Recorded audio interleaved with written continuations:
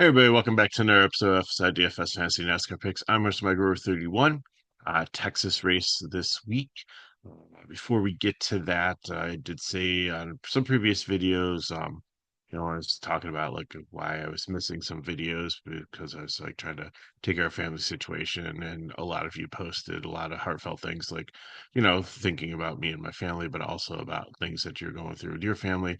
And it seems like a lot of you have lost mothers and fathers recently, so I've always said that, sports is healing. So one thing that we're going to do is we're going to open up FSI for you next weekend. So the truck race is around 6:40 on Saturday night, and then on Sunday you have the Cup race. There's no Xfinity, there's an ARCA race.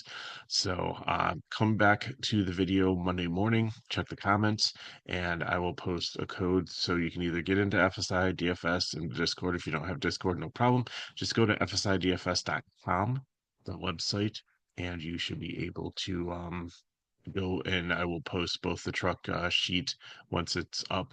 The truck video is going to be speculation because you're going to have a short window again between practice and qualifying. That's on Saturday around 2 o'clock. The video or the race starts at 6. So in between that, probably about at least 5 o'clock, 5 to 5:30, I'll have the sheet up for you. And then Cup, you'll have the video and everything. We'll have practice and qualifying for that. So it's kind of nice to have practice and qualifying for this because Xfinity I got rained out, Truck I got rained out. Truck race was okay. Xfinity, I was winning thousands, and then Jeremy Clement crashed, and I ended up winning a little bit. It went pretty well. It was another one where I kind of split up my cash between two different builds, and it worked out pretty well. Whereas in the truck race, I had like one person like wrecking almost every single lineup I played. But I've been playing later with those two ones just because of not having the practice and qualifying. Here we're back to normal, so hopefully we've got a lot of good data. If you look to the right of kind of the ownership there, we have Las Vegas this year already to kind of compare to, and then there's plenty of races last year. I pulled the fall Kansas race. There was a spring one, so I went with the fall one. Texas was in the spring last year, and then Charlotte was in the middle of the year. So just some data points to kind of look at it, like 1.5 mile intermediate tracks that aren't like a huge tire wear thing. Texas, if you haven't watched any of the other videos for this weekend yet or got to see any of the races, they repaved in like 17 or 18. So it's a one groove track. It's very hard to pass here. So a lot of people were experimenting with different pit strategies to try to get place differential. Tires didn't really seem to matter too much in the truck and Xfinity race. Newer tires made a little bit of difference, but not like they do on some of the high tire wear tracks where you just actually cut through the field like a knife through hot knife through butter. So that's going to be one thing that we're going to have to see. A lot of cautions too, because these like next gen cars really don't have a lot of grip on this track, and there's spots where they're trying to go like 3, 4 wide, and it just doesn't work. And I didn't see. I had to work today, so I listened to the Xfinity race. I didn't like watch it, but I did watch the truck race, and the grass tore up a lot of vehicles. And hopefully, with a composite body, won't be that bad. But I just worry about the toe links, like how bouncy that some of those grass areas are. That if a car gets down into that, they're not going to be able to save it. They're going to break the toe links and be out. It's nice that the NASCAR lets them try to fix it this year, but still, you're going to fall multiple laps down here trying to do that. So I did throw practice data up here because it looked like Group A was okay. Group B it looked like had a tremendous advantage, and it really I can kind of I'll touch on it kind of as I go through the video what to expect with that. So starting up top, Carson Hocevar got the pole. He ran pretty well in the truck event, but then a battery that went dead kind of did him in there. So he's been out of the tracks. He got a little bit of experience this weekend for that. I think he's going to be an upside dominator here at GPP. He finished 10th at Texas in 2024, but the other mile and a half tracks really haven't seen him in the top 15. So I think he's intriguing if he does have the speed. But Byron, you got to go with Byron here. And he reminds me of like Algar, where I said like this is what your dominator is going to be. And I know Algar didn't work out because somebody spun in front of him a slower lapped car and it wrecked him and it ruined a lot of people's days. But if that did not happen, then Algar would have been the play that you had to have. And Byron, even though he hasn't dominated a lot of these races, it's been like Larson for most of them, and a couple of the races, like the dominating points and laps led were spread out throughout the field. The other ones, it was like Larson, I think like Reddick had a lion's share of them, but then they both had like issues that caused them to not be able to win. But Byron has been up there for Las Vegas fourth, Kansas second, Texas third, Charlotte third, like all top fives here. So I think like from a cash dominator, he's going to be the preference over Larson. I don't think I'm going to, with all the place differential and everything here, I don't think I'm going to try to get two in one lineup. And FanDuel maybe, but maybe I'll try dollar GPP to see if it how much it works with stars and scrubs. But I fear I'm going to be playing like Cody Ware, Shane Skin, Van Skidsberger, or Chad Fincham to try to make the lineup work. So Byron's where I like here. Cindric had a lot of speed in practice, six in Las Vegas, but really hasn't top 15 in the rest of them. So I I think he's got to be a GPP play here. Larson, he's been dominant at Texas last couple of seasons, but like last year he had like a lug nut come off and pit road and that screwed him up, and then something happened the previous year. So he's had a love-hate relationship with the tires too. Like there's been a lot of tracks that haven't had grip that he's lost tires or like spun out and stuff. So I think he's going to have a really good day. Yes, he had a really great race in Xfinity and got up there and it ended up like winning it and was able to avoid all the issues and trouble there. Um, so he has made it clear that he likes to go down to Xfinity to try to embarrass the competition. I don't know if he necessarily embarrassed them today, but he definitely won the race. So ninth in Las Vegas. And I think if you don't trust Byron as your dominator and you think Larson can go out there and just get all the dom points like we've seen him do before and actually seal the duo and his pit crew doesn't screw him or he doesn't get into any trouble or anything, then I think you're good there. McDowell's starting way too far forward here. He's going to be a fade for me. Ty Gibbs, speed and practice here. Las Vegas wasn't in the top 15, but fifth in Kansas, 13th at Texas, sixth in Charlotte. Uh, so I think he's going to be a 100K driver. I think he's very interested. I think he's getting back on track there. Like last year, he's knocking on the door. Thought he was going to first win. Then he kind of plateaued. Then he kind of like stepped backwards. And the beginning of the season has been rough, but it's almost got like a 5x projection here. Like it looks like around close to 40. So I think if he can stay up in the top five, get good finishing position, really like him on FanDuel too here. Um, Something that's very interested. Josh Berry won in Las Vegas, 10th in Charlotte, but wasn't really good in Texas last year here. So I think he's a GPP. I just don't. I think he's maybe a top 15 car, but I don't think he's going to stay in like the top 10. Hamlin's run well here. Also, wasn't in the 15, but in the next gen car, he's been good. A mile and a half, five at Charlotte, eight at Kansas. So I would consider him the third choice for a dominator here. Bubba Wallace, again had some speed in practice, seventh in Texas, 11th in Charlotte, not the top 15 in Las Vegas this year. So I'm gonna have an upside dominator. Could I see him getting out there in track position with speed and being able to lead some laps potentially? Allmendinger, I think he started like he started like 18th maybe in somewhere down in the teens at Las Vegas and through had a solid run that day. Didn't have a ton of speed, but just made it work and eighth place finish. But the rest of the races on mile and a half, he's good, but not great. So I give him a GPP here. Bowman, I really like two here and starting 11th. Texas last year was in the top 15, but every other race that I have up here is in the top 10. and I think he's going to kind of get overlooked. I don't know if he's going to go up there and lead laps, but I think he definitely can finish in the top 10, maybe in the top five.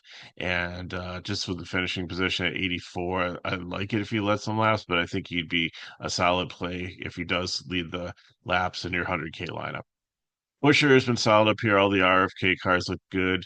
13th, 11th, 15th here last year. So cash play here. Zane Smith starting too far forward. It's going to be a fade. Eric Jones, legacy cars. I just really don't have the speed, so GPP. Justin Haley, we've liked a lot this season, but he started way too far forward here. 14th at Las Vegas. If he hangs on in the top 15, it's 5,700. I mean, that could be a really good thing, but I just don't trust it's going to happen. So I'm not going to put a fade. I'm going to put a GPP because I like the price point, and if he can get a top 20 even here. That's going to be an awesome payout, but looks I'm thinking that he's going to fall down and only score like 16, 17 points after losing place differential. So I think he's kind of risky. Bell of the GPP here. Yeah, I know he won Charlotte. He was in the top 15th. I think he was like down. He was like he couldn't get out of like between like 20th and 17th position, if I recall, last year at Texas. 7th at Kansas, 12th Las Vegas wasn't like really spectacular there. Speed in practice wasn't like great. I think he's had a good start to the season. I think he's a solid driver and maybe he might surprise people. Would it surprise me if he won the race? Absolutely not. But I just like a lot of drivers more from what I've seen for practice and consistency and things like that. So not going to be playing him. Reddick, I think, is a really good play here. It's got him as like one of the almost one of the best point per dollar plays. I think you play in cash. I think he'll be highly owned. Fourth at Texas last year, was pretty dominant there with Larson. Just couldn't seal the deal. Charlotte, the same thing. Vegas, not as much so, but one bad race, I can't really um, discount that. And Kansas, he was close to the top 15, so it wasn't like he finished dead last there. So I think he's definitely one that you can consider for cash games, and maybe a late dominator too, if you think like he and Larson are going to be the ones battling again. Grayson, I think solid here as a GPP play, but like 18th, I think he's starting a little bit too far forward, unless there's calamity towards the back of this. And again, I said there's going to be a lot of cautions. Um, so that might bode well if it's choppy and stop and go, but cautions breed cautions, and it just when you're stuck in the middle of the pack here, I just don't know if I'm definitely not playing with cash, but if last minute in a GPP, I'm perfectly fine with that. Dylan had some speed here. 12th at Kansas City in Texas last year, so I think that he's one that you can consider for the a sneaky play for your 100K tournament. Custer just hasn't had speed starting too far forward here at GPP. Hurst's been playing a lot this season for the 2311 car, which has a lot of potential with a really decent driver at 5,300. But again, I think they're just kind of starting too far forward here, where I don't feel that there'd be solid cash plays. If they're starting like 30th, I think you'd absolutely like, or 31st for Hurst. I think you'd be lock him right in as a prime play. But just up here, I just think it could be too detrimental. Briscoe is a really good track for him. The Joe Gibbs car. Really like that he came over to this program here. Sixth at Texas last year, different team, but I think you can definitely replicate that. Not great results on other mile and a half tracks, especially Vegas this season, but it looked like he had some good speed in practice, and starting 22nd, he's definitely got some upside here. Ty Dillon, he's had some really solid finishes in in the top 20s, other than I think like Daytona maybe, but I still GPP here. But again, if you need a punt play and you don't want to go all the way down, I mean, I kind of might want to, just because you're talking about like a safety net of 12 more place differential points. But if you really don't fear these guys down here are going to go down multiple laps, then like Ty Dillon isn't the worst that you can do. Blaney, I think, is to be highly owned here. Fourth at Kansas. He's had some speed here, just hasn't had the results. but looked good in practice as the rest of the Penske cars did. Had some speed, didn't qualify well, but I think long run he should be good. And I know there's going to be cautions, but I think there'll be some runs where he's be able to make some gains. So I think he's good there. Suarez, the Trackhouse cars didn't have a ton of speed, which is kind of concerning. But his track history here is really good. Second at Vegas, fifth at Texas, 13th at Kansas, Charlotte. I believe he was still in the top 20. So again, if it's going to be a lot of cautions here and stop and go, and not like a lot of long runs, but with all the Trackhouse cars having like issues with speed, it looks like something that they could probably like think about and brainstorm to how can they make them better. I'd rather have that than have a false sense of confidence and think the car's fast and all of a sudden get out there and run a couple laps and the fall off is not like it was in practice or something, and then you really got trouble. So I think they've got like some notes and some variables and stuff, and they might be able to do some things during the course of the race to try to get these cars to be like faster or more competitive. So Suarez, great price, good track history, 6,900 cash play. Kyle Busch is always a GPP here. It's been a good track for him, but I mean, he's driven so many times on so many different tracks that at some periods of his career, he's probably going to have done well.